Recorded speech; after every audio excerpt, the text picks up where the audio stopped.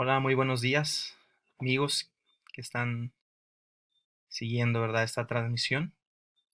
Es un gusto para nosotros darle la bienvenida. Nuestro propósito es compartir un poco de la palabra de Dios hasta su casa por medio del celular, por medio de la computadora, de su televisión inteligente. Y queremos que usted nos acompañe estos minutos restantes para ir viendo semana tras semana el mensaje que Dios tiene para su vida y el mensaje que Dios quiere comunicarle, ¿verdad? Entonces, pues le invitamos a que pueda continuar esta clase, que pueda continuar pues hasta terminarla ahorita, pero también cada domingo poder seguirla y poder pues conocer de nuevo el mensaje que el Señor tiene para usted, su vida personal. Y esto pues va a incluir su familia, va a incluir a todo lo que usted, cada área que integra su vida en este sentido. Entonces, le animamos, le invitamos a que nos acompañe. Somos de la Primera Iglesia Bautista de Ciudad Juárez, Chihuahua, AR, Asociación Religiosa, y es un placer para nosotros poder compartir la palabra del Señor. Mi nombre es Josué García y voy a estar compartiendo con ustedes pues estas lecciones bíblicas. Entonces, la lección que el día de hoy vamos a compartir es la lección del Dios pródigo. Se encuentra en Lucas 15 del 11 al 24. Y no se preocupe si no tiene una Biblia a la mano. Vamos a intentar colocar las citas aquí. Si usted tiene una Biblia en su mano, de todas formas le animamos a que pueda ir a ella, ¿verdad? Y que pueda comparar. La Biblia tiene hay diferentes versiones, vamos a decirlo así, pero en un sentido, la idea prácticamente es la misma. Entonces, le invitamos a que pueda tomar su Biblia o acompañarnos aquí en la pantalla. Lucas se encuentra en el Nuevo Testamento. La Biblia se divide en dos grandes partes y es el tercer, pues sí, el tercer libro en un sentido del Nuevo Testamento. El 15 es porque es el capítulo 15, es el número grande, y del 11 al 24 pues son versículos, los versículos pequeños. Entonces le animo y le invito a que me acompañe a leerlo. Voy a quitar esto de aquí. Le invito a que me acompañe a leerlo, ¿le parece? Dice así la palabra de Dios. Esto es Lucas 15 y vamos a empezar desde el 11. Dice, también dijo, un hombre tenía dos hijos y el menor de ellos dijo a su padre, Padre, dame la parte de los bienes que me corresponde. Y él le repartió los bienes. No muchos días después, juntándolo todo, el hijo menor se fue lejos a una provincia apartada y allí desperdició sus bienes viviendo perdidamente. Y cuando todo lo hubo malgastado, vino una gran hambre en aquella provincia y comenzó a faltarle. Y fue y se arrimó a uno de los ciudadanos de aquella tierra, el cual le envió a su hacienda para que apacentase cerdos. Y deseaba llenar su vientre de las algarrobas que comían los cerdos, pero nadie le daba.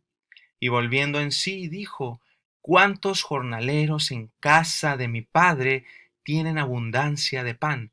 Y yo aquí perezco de hambre. Me levantaré e iré a mi padre y le diré, Padre, he pecado contra el cielo y contra ti. Ya no soy digno de ser llamado tu hijo. Hazme como a uno de tus jornaleros.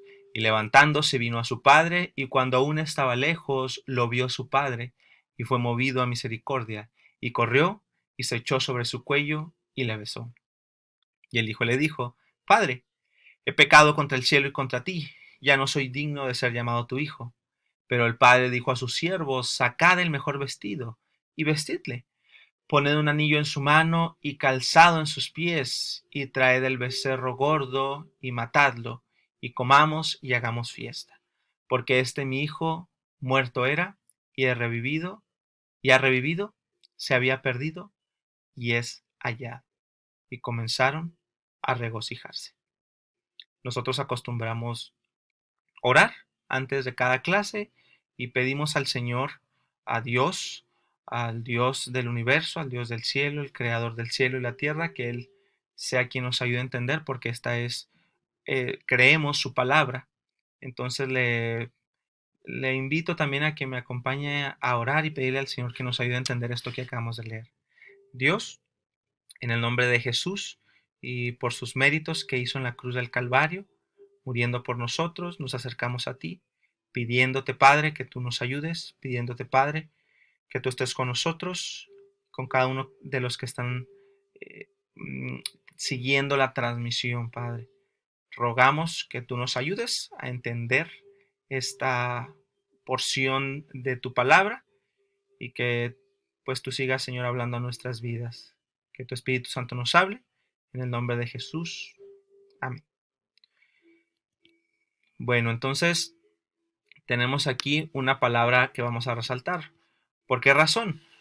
Comenzamos diciendo que esta clase se llamaba el Dios pródigo, ¿verdad? Y al parecer nos suena muy llamativa y decimos, y pues, ¿qué tiene que ver eso de Dios pródigo? ¿Qué significa eso, no? Entonces la palabra a resaltar es esa. Uh, Dios pródigo, hijo pródigo, es la palabra que vamos ahorita a ver. ¿Qué significa esta palabra? No sé cuántas veces usted la ha escuchado. No sé si forma parte de su vocabulario, decir, ah, sí, pródigo. Yo así le digo a un compañero de trabajo, yo así le digo a un amigo en la universidad. No sé para qué utiliza usted esa palabra. O bien, nunca la utiliza y nunca la hemos escuchado ni utilizado, ¿verdad? No la conocíamos. Pero si usted la ha utilizado, ¿qué entiende por esa palabra pródigo?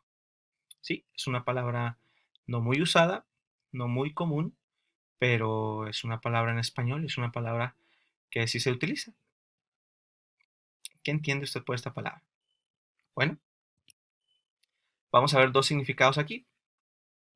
La palabra pródigo en el diccionario tiene dos acepciones. Y tiene un aspecto positivo y tiene un aspecto negativo. Por ejemplo, una persona pródiga, no prodigia. Como usted dice que alguien es prodigio, es diferente. Mozart era un prodigio, era un niño prodigio, porque a los 7 años él ya estaba componiendo melodías y a los 7 años él ya estaba realmente tocando el piano como si fuera un maestro de piano. Bueno, aunque él empezó a tocar violín, pero bueno, ese sería otro tema, pero la palabra aquí es prodigio. Prodigio, esa no es la que estamos utilizando aquí, es pródigo. El aspecto positivo de esta palabra es alguien que es muy, muy generoso. Imagine que a usted le pagan semanalmente o por quincena o por mes, como sea. Usted va al cajero, mete su tarjeta y entonces usted saca su pago y entonces ve a una persona que está pidiendo alguna ayuda para comer. Se acerca y le dice, tengo mucha hambre, no he comido en 2 días, en 3 días. Tendrías algo que me ayudes para comer, un burrito, unos tacos, una torta, que me pudieras alivianar. Y entonces lo que usted hace es que agarra su pago de nómina, se queda con el 10% y usted le da el 90% a esta persona. Y quizá en su defecto no se lo da, le dice acompáñame y usted le compra una despensa con el 90% de su salario y él se va agradeciéndole, contento y usted pudo ayudarle, ¿verdad? Con eso.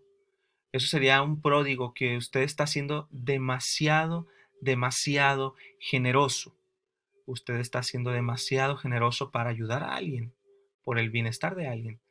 Ahora el otro significado, la otra acepción es negativa, es alguien derrochador.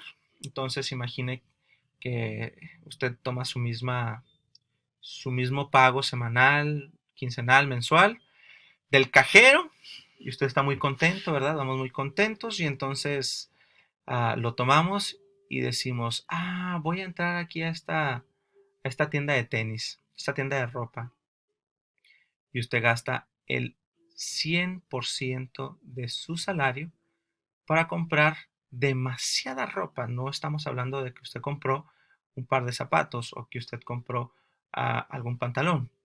Usted compró, imagínese, 10 pantalones, 15 zapatos, 15 tenis distintos, compró gorras, a lo mejor a usted le gustan las gorras, compró calcetines, pero muchísimos, al grado de que usted derrochó eso. ¿Cómo así? Vaya, no se va a poner los 15 pares de tenis y zapatos el mismo día.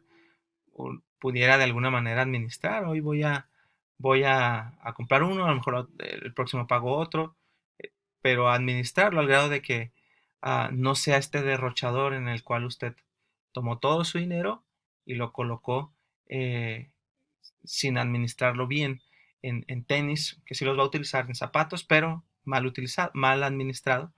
O bien pudiéramos usar otro ejemplo más derrochador, que usted entra a la sala al casino, usted agarra todo su pago y lo derrocha, el 100%, al grado de que usted sale y no tiene cómo comprar leche para sus hijos, no tiene cómo comprar pañales si tiene bebé, no tiene cómo hacer nada más. Se gastó todo.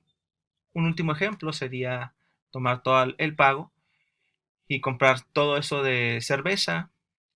Entonces usted toma todo el pago, compra cerveza y llega con su esposa y le dice, pues no tuve, ya me acabé el pago. ¿Y en qué?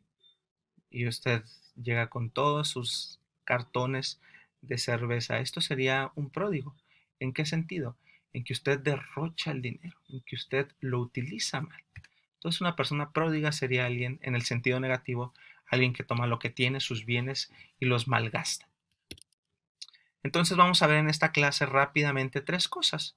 La primera cosa es, esta historia es de un hijo pródigo, se le conoce así. Usted va a decir, pero ya me habló de un Dios pródigo. Bueno, pero vamos a hablar de también de un hijo que es pródigo. Acuérdese que la palabra pródigo tenemos dos acepciones. El hijo pródigo es usa la acepción de alguien de la palabra negativa de pródigo. El Dios pródigo utiliza la acepción correcta, la acepción buena, positiva de la palabra pródigo. Entonces le pido que me acompañe. El hijo pródigo aquí hace tres cosas bien sencillas. Si usted tiene Biblia de nuevo, acompáñeme. Si usted no tiene Biblia, no se preocupe, porque lo vamos a estar viendo aquí en la pantalla. Entonces, ¿qué hace la primera cosa el hijo pródigo? Deshonró su hogar. Él hizo tres cosas, él hace tres cosas. ¿Qué hizo? En pasado deshonró su hogar, en presente él deshonra su hogar. ¿Cómo así? Vea rápidamente lo que él dice. ¿Recuerda sus palabras? Dice, Padre, dame la parte de los bienes que me corresponde. Y bueno, para entender la historia mejor es necesario tener claro el concepto de honor. Lo más importante en esta cultura, en esta comunidad y en estos días en la que se está contando esta historia bíblica en el Medio de Oriente es el honor. La gente vivía para el honor, la gente vivía para honrar a sus familias. De hecho, usted lo puede percibir en las películas de contemporáneas. Cuando se encuentra alguien oriental, ellos utilizan siempre el concepto de honor. Ellos necesitan el honor. Eh, de hecho, existe un concepto en la guerra, cuando alguien no quería ser muerto por la espada del adversario, ¿qué hacía? Se mataba solo. Morir con honor. Lo más importante es dar honor. Y el día de hoy esto es muy cierto. Aún uh, el porcentaje de jóvenes japoneses que se suicidan es muy elevado. ¿Sabe por qué? Porque no entran a la universidad. Y no entran porque no quieren estudiar. No entran por la falta de recursos. Entran porque la universidad tiene ciertos cupos, como en todo. Y solo puede escoger a los mejores. Y jóvenes con promedios de 9.8 se suicidan porque no entran a la universidad. ¿Por cuál razón? Eso sería deshonrar a sus familias. Entonces, vea, esta cultura es de honor. Entonces, la meta es honrar a la familia, la meta es honrar a los ancestros. Todo lo que hacen las personas, todos sus planes y proyectos tienen la intención de buscar este honor. Entonces, lo primero que vemos aquí es que el hijo pródigo deshonra, ¿no? ¿Cuál es el elemento más importante de esta comunidad? La honra, honrar. Y este hijo, cansado de recibir órdenes, cansado de obedecer y de no tener independencia, odiaba la presencia de su papá. Lo único que él quería y que él anhelaba era irse lejos, pero como no tenía dinero y no tenía algo, ah, pues unos ahorros firmes, realmente no podía irse, ¿verdad? Pero entonces se le ocurre la maravillosa idea de decirle, papá, dame la parte de los bienes que me corresponde. Y este es un verbo imperativo, casi el hijo está eh, ordenándole, te ordeno que me la des. Él pidió su herencia, pero la pregunta es, ¿cuándo usted pide una herencia? ¿Cuándo usted pide una herencia? Cuando el padre ya está muerto. En ocasiones solía darse cuando el padre ya era muy viejo, ¿verdad? Quizá le quedaban meses de vida y ya no podía continuar con el negocio, con las propiedades. Sin embargo, este hijo pródigo, al pedir su herencia, está diciendo, ya estoy harto de vivir contigo. Lo único que quiero es el dinero que me vas a dejar, pero no quiero seguir a ti. Tu presencia me es odiosa. No puedo esperar a que te mueras para disfrutar la herencia, así que dámela ya. ¿Qué piensa usted? ¿Qué haría usted con este hijo pródigo? Imagínense que es su hijo y llega y le dice eso. El hijo le está diciendo, para mí ya estás muerto, dame mi herencia. El hijo menor que hizo deshonró su hogar, a su familia, a su padre. Se esperaba que el padre le diera una cachetada, ¿no? Ante tal deshonra. ¿Qué hubiera hecho usted? Pero el padre, dice la Biblia, que le repartió los bienes a sus dos hijos. Estaba establecido que al hijo mayor le tocaban 2/3 de todo y al hijo menor 1/3. Entonces, no muchos días después, dice la historia que leímos, el hijo pródigo, ¿qué hizo? Juntó todo el efectivo, a lo mejor vendió las propiedades, juntó todo el efectivo y se fue a un país lejano. En la cultura de de Medio Oriente, este hijo menor se le consideraba muerto. De hecho, cuando el hijo se va de tal manera, deshonrando este hogar, se traía una deshonra a la familia y se le consideraba muerto. De hecho, el padre tenía que celebrar un funeral en su honor, uh, para que nadie le preguntara, oye, fulanito ya no le he mirado. No, no, te invito a mi funeral, invito a toda la comunidad al funeral de mi hijo. Y bueno, después de esto, se celebraba este funeral y pensaba que nunca más iba a regresar. Se le consideraba muerto. El hijo pródigo hizo una segunda cosa. La primera cosa deshonró su hogar. La segunda cosa, derrochó sus bienes. Dice la palabra de Dios. Y ahí desperdició sus bienes viviendo perdidamente. Por esta razón se le llama pródigo. Cuando dice y ahí desperdició sus bienes viviendo perdidamente, usted puede cambiar esta palabra en el sentido pródigamente. Y ahí desperdició sus bienes viviendo pródigamente en el sentido negativo, derrochando todo lo que tenía de una manera terrible, desenfrenada. Toda la herencia que su padre le había dejado lo hizo, la gastó viviendo pródigamente, quizá inmoralmente. Un hijo que derrocha sus bienes nunca ahorró, nunca invirtió, nunca administró nada. Dice la Biblia, y cuando todo lo hubo malgastado. Bueno, antes de eso, vea lo que hizo este hijo pródigo. Rompió el cochinito y pensó que le iba a alcanzar para los 40 años. ¿Cuánto le habrá alcanzado? Imagínense, 3 semanas, 3 meses, un año. No era para siempre. Dice la Biblia que comenzó a faltar. Cuando todo lo hubo malgastado, hubo una hambruna ahí donde él estaba. La comida entonces estaba escaseando, ¿no? Y entonces ese hijo menor comenzó a faltarle. Eso significa que él ya dependía de lo que otros le dieran, como una persona que está sentada en la esquina de la calle diciendo alguien tiene para darme, porque no tiene trabajo, porque no tiene manera de sustento propio, porque no tiene manera de él mismo comenzar su negocio. Él está ya viviendo de lo que otros le daban, buscando en los botes de basura, imagínense algo para comer, comiendo basura y sobreviviendo de esa manera. Este hijo, la pregunta es, ¿por qué no regresó? ¿Por qué este hijo no regresa? Bueno, este hijo ni de chiste podía regresar a su casa. En realidad él no podía. Él ya era considerado muerto por su papá. La aldea donde él vivía no perdonaba ese tipo de deshonra.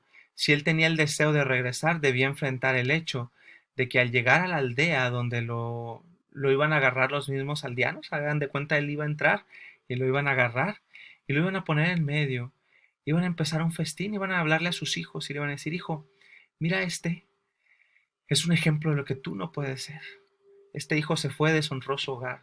Y mira, ahí viene con la ropa podrida, bueno, con la ropa malgastada, con la ropa toda rota.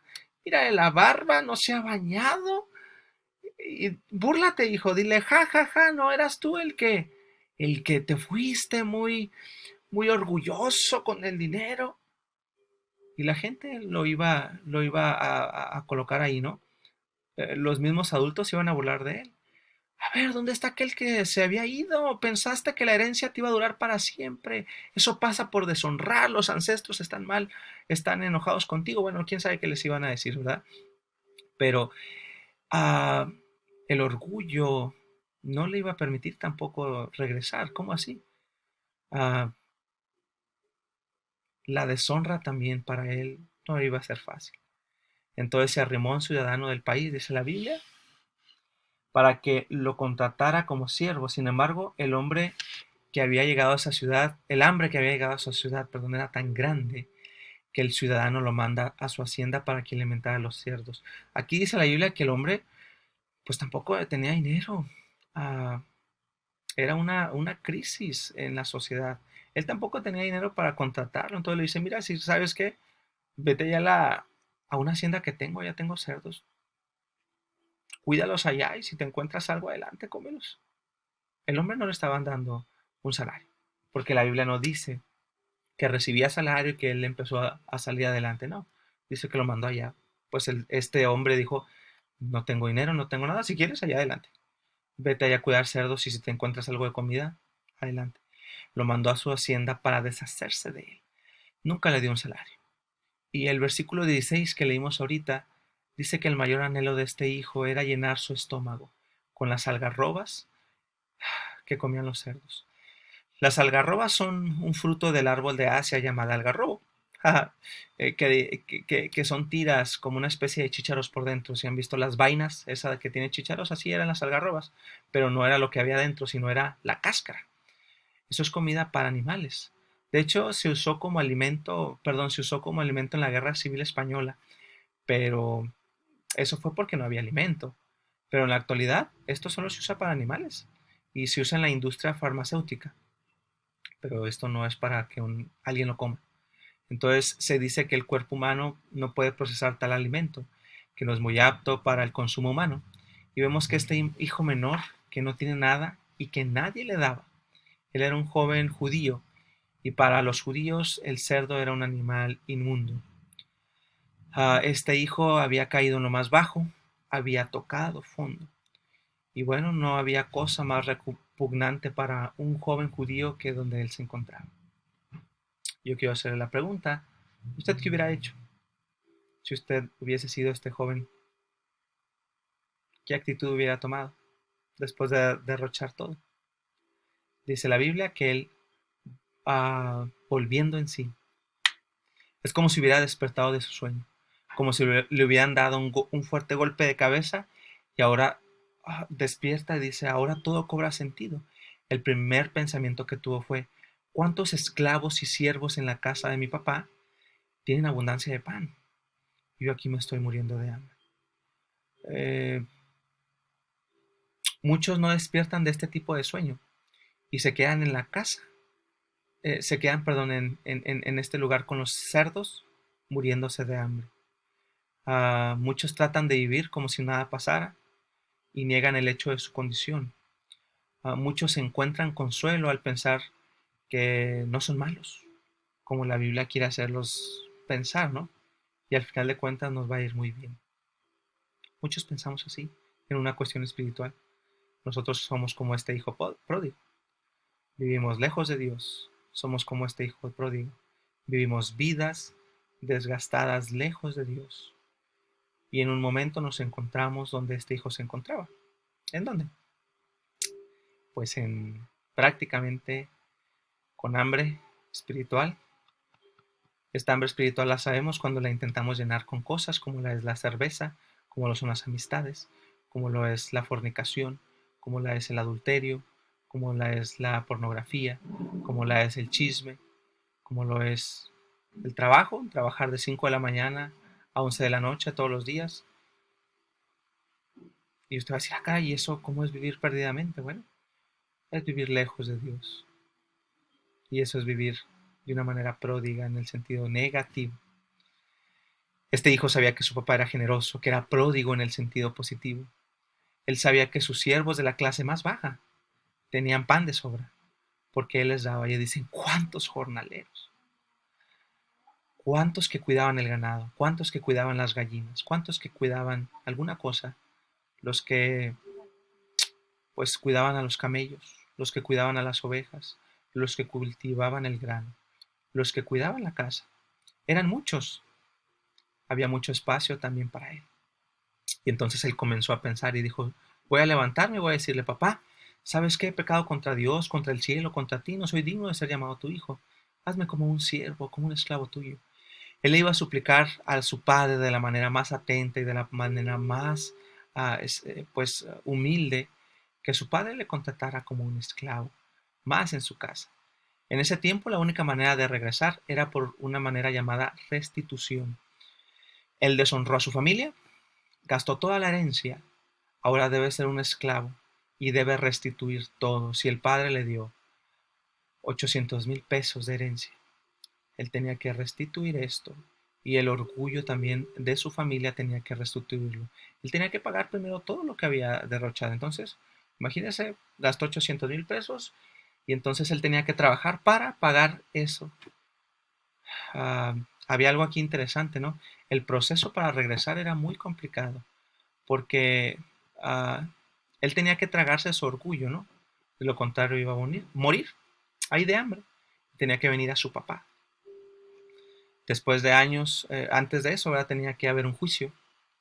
Entonces había un juez y estaba el padre, el caso del padre y el caso del hijo.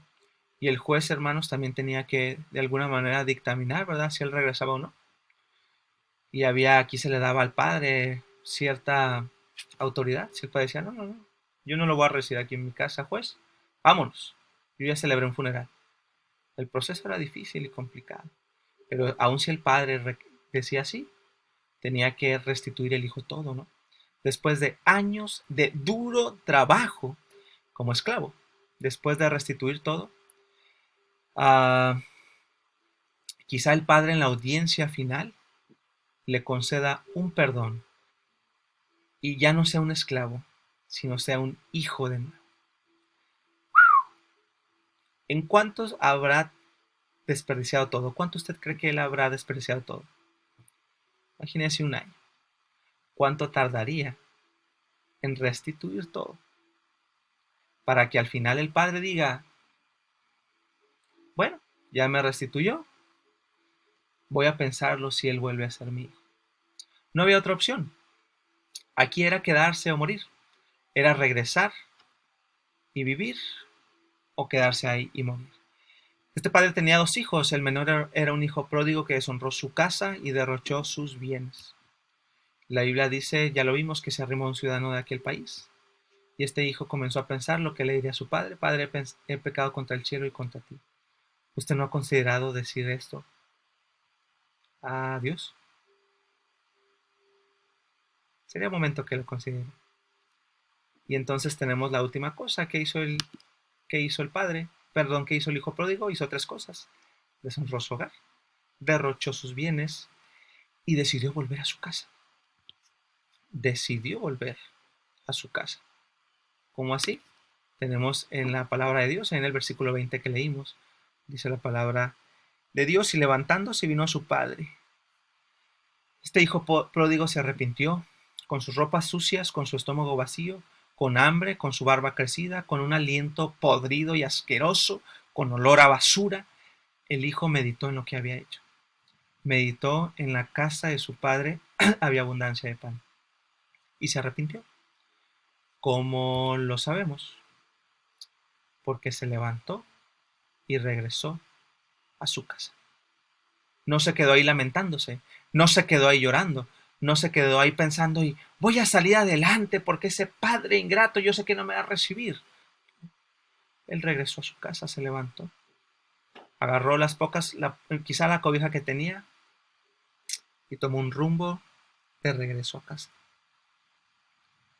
La pregunta es, ¿Usted le gustaría el día de hoy regresar a Dios? Usted y yo somos este hijo pródigo ah, que hemos desagradado, a Dios, que hemos vivido vidas sin Él, que nos hemos arreglado la vida para dejarlo fuera, incluso para decir que Él no existe. Y si no lo decimos abiertamente, con nuestra vida lo hacemos. Porque con nuestra vida y nuestra actitud lo decimos, ¿verdad? Que Dios no existe. ¿No le gustaría a usted arrepentirse el día de hoy? ¿No le gustaría el día de hoy volver a su casa? Tenemos dos opciones. La opción de quedarnos ahí y morir de hambre espiritual. O tenemos la opción de regresar. ¿Por qué no regresa hoy? El hijo pródigo había rebasado la etapa de lamentación. Él estaba profundamente compungido por haber abandonado la casa de su papá. Lamentaba su profuso derroche en el desenfreno y deploraba que el padre que él hubiese deshonrado su casa de esta manera. ¿De qué sirve lamentarme si continúo ahí? ¿De qué sirve lamentarme si continúo en la misma situación? ¿De qué sirve lamentarme por faltas y por pecados si continúo ahí? ¿No? ¿Qué tenemos que hacer?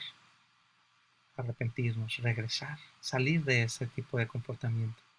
Y ahí viene el hijo como arrepentido, viene harapiento, sin nada más que sus viejas y desgastadas ropas y su corazón arrepentido, sabiendo que al llegar a la aldea lo iban a tomar, se iban a burlar de él y su padre lo trataría como un esclavo.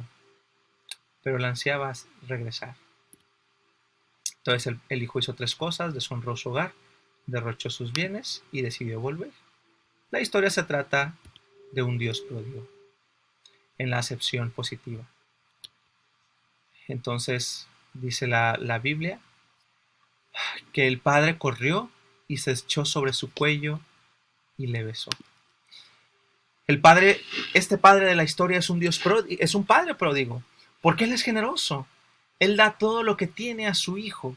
Dice que aun cuando está lejos, lo vio su padre. ¿Por qué el padre está esperando? ¿Por qué el padre está ahí lejos? El padre está esperando que su hijo regrese. Y el padre está esperando que su hijo vuelva. Él está esperando esto. Y quizá todas las mañanas se levantaba y decía, no sé si mi hijo va a regresar hoy. Aun cuando estaba lejos, el padre reconoció a este harapiento y a este barbón. Dijo, ese es mi hijo.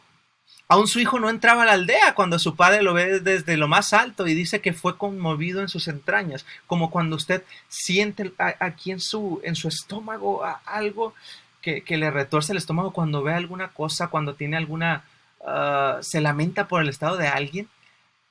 Este padre se lamentó por el estado de su hijo. Y dice la Biblia, ¿verdad? Que se conmovió, sus entrañas se conmovieron. Ellos, los judíos, decían que el lugar donde se encontraban los sentimientos más profundos eran las entrañas. Dice que fue movido a misericordia. ¿Sabe qué hizo el padre? Dejó su dignidad.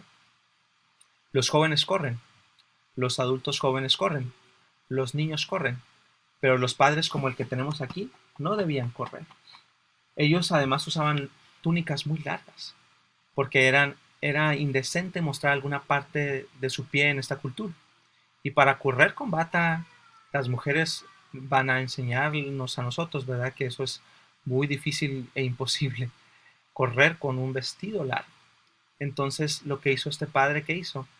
Se levantó las vestiduras y corrió. Esto sería deshonroso. Los padres utilizaban una vestidura hasta abajo. Era una deshonra que su pie se viera su tobillo, su chamorro más, y eso ya sería una deshonra muy fea. Al padre no le importa eso. ¿Sabe qué hizo? Se levanta toda la bata y corre hasta su hijo. Bueno, lo primero que hace es que se avienta sobre su cuello, lo abraza y lo besa, dando a entender que lo está perdonando. El versículo 21 dice que el hijo reconoce su falta, ¿no? Y le dice, Padre, he pecado contra el cielo y contra ti. Y antes de que el hijo continúe con su tesis, con su argumento, antes de que él diga, hazme como uno de tus esclavos. El padre hace 3 cosas. ¿Qué 3 cosas hace? Manda a sacar el mejor vestido. Este era el vestido del papá, ese que se ponía a lo mejor en las bodas. Y dice, vistan. Después dice, pongan anillo en su mano. ¿De quién era este anillo? Del padre. Recuerden que el anillo era con el que podían sellar cartas con autoridad. Esa es mi autoridad. Y después dicen, manden matar el becerro más gordo. Era el sacrificio para invitar a la aldea. ¿Sabe qué iban a hacer? El padre iba a tomar un becerro gordo e iba a invitar a la aldea. Iban a decir, ¿se acuerdan aquel funeral que celebramos porque mi hijo estaba muerto? Ahora quiero invitarlos a un funeral donde mi hijo está vivo. La pregunta es, ¿y quién pagó todo esto? ¿A quién le costó todo esto? Al padre. Porque mi hijo muerto era, ya le habían hecho un funeral, dijimos, pero ahora ha vuelto a vivir. Estaba perdido y ahora es hallado. Dice la Biblia que comenzaron a tener mucha alegría, a regocijarse. Este es un padre pródigo, ya queda todo lo que tiene para que su hijo regrese. Este es un padre pródigo. ¿Qué dijimos que es un pródigo? Es alguien generoso. El personaje principal no es el hijo menor, es este padre pródigo, que no le dijo, ¿qué no te sobró de lo que te di? ¿Ya te gastaste los 2 millones de pesos que te dejé? El padre no le recuerda su error como tal, simplemente saca sus ropas, sus cosas. El padre pierde su dignidad en un sentido para correr hacia él. El padre saca una pertenencia muy cara que es el becerro y lo da para que su hijo vuelva a casa. Para que cuando alguien viniera a burlarse de él, vea la ropa, vea su anillo y vea en realidad la autoridad que su padre le ha dado. Y nadie va a poder burlarse de él. Otra vez nosotros somos hijos menores. Somos hijos pródigos que nos hemos rebelado contra Dios, que decidimos vivir a nuestra manera, que malgastamos nuestra vida, que intentamos vivir lo más lejos de Dios, que derrochamos nuestra vida lejos de Dios, que hacemos de todo menos buscar a Dios. Existen muchos hijos menores que estamos viendo esta transmisión y que volvemos en sí y que decimos, quiero regresar a la casa de mi padre. Existen muchos hijos menores que un día iban a una iglesia, asistían a una iglesia, pero que después abandonaron esta congregación. Existen muchos hijos menores que venimos harapientos a Dios sin nada, más que nuestro pecado, más que nuestra falta. Pero quiero recordarle a usted que existe un Dios pródigo, un Padre pródigo, que ha dado todo lo que tiene para que nosotros volvamos a ir a su casa, volvamos a tener una reconciliación con Él. Dios dio a su Hijo Jesucristo. Este Dios pródigo dio a su Hijo Jesucristo. Y este es el mensaje de Dios para usted. Dios es el creador del cielo, Dios es el creador de la tierra, del universo. Dios es el ser más maravilloso de la tierra. Pero nosotros como hombres, como este Hijo, hemos derrochado nuestra vida. Y esto la Biblia lo llama pecado. Y la Biblia nos dice que esto nos separa de Dios. Entonces imagínense, usted y yo fuimos creados para tener a Dios, para tener una comunión con Dios. Y usted y yo no la tenemos. Esa es la vida más triste, esa es la vida más trágica, esa es la vida más deprimente que alguien pueda vivir. Aunque se tenga solvencia económica, esa es la vida más triste que uno pueda vivir. La vida sin Dios. ¿Está usted sin Dios ahora? ¿No le gustaría arrepentirse? ¿Creer en Jesús? El mensaje de Dios para usted es de que Dios es el ser más maravilloso, pero nosotros somos los seres más pródigos que hay en la tierra, en el sentido negativo.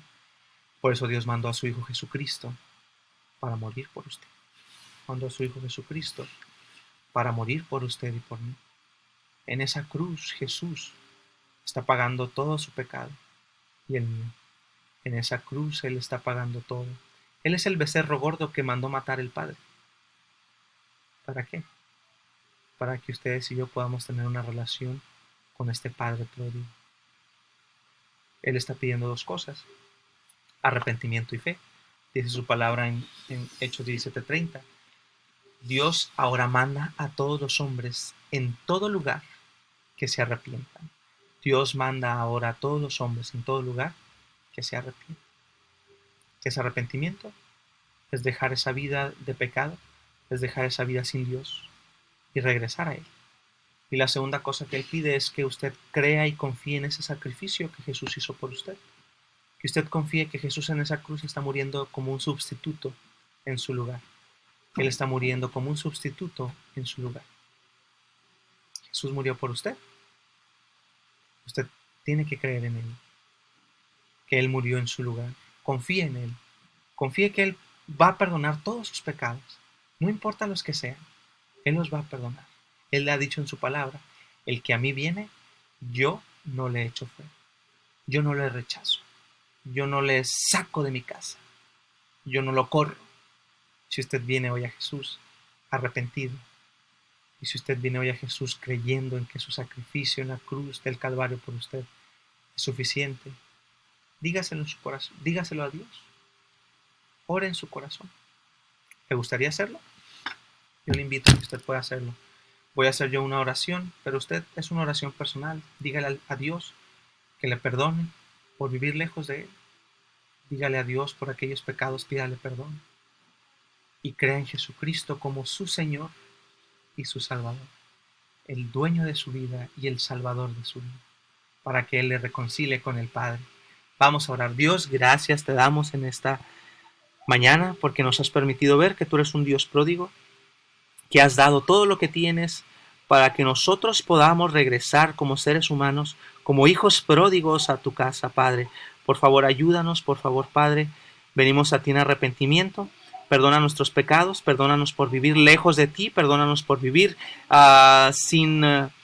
pues en pecados de mentira, en pecados de orgullo, en pecados, en todos los pecados en los que hemos estado. Creemos ahora que tú mandaste a tu Hijo Jesús a morir por nosotros. Lo aceptamos en nuestro corazón, le recibimos en nuestro corazón como nuestro Señor y como el Salvador de nuestra vida. Borra nuestros pecados con la sangre que Jesús derramó en la cruz del Calvario. Por favor, perdónanos. Queremos tener una relación contigo. En el nombre de Jesús. Amén. Esperamos que usted haya hecho esta decisión y que usted haya tomado pues esta decisión que es la más importante de su vida. Vamos a continuar la próxima semana con otra clase y le esperamos. Que el Señor le bendiga, que tenga buena semana. Gracias, hasta luego.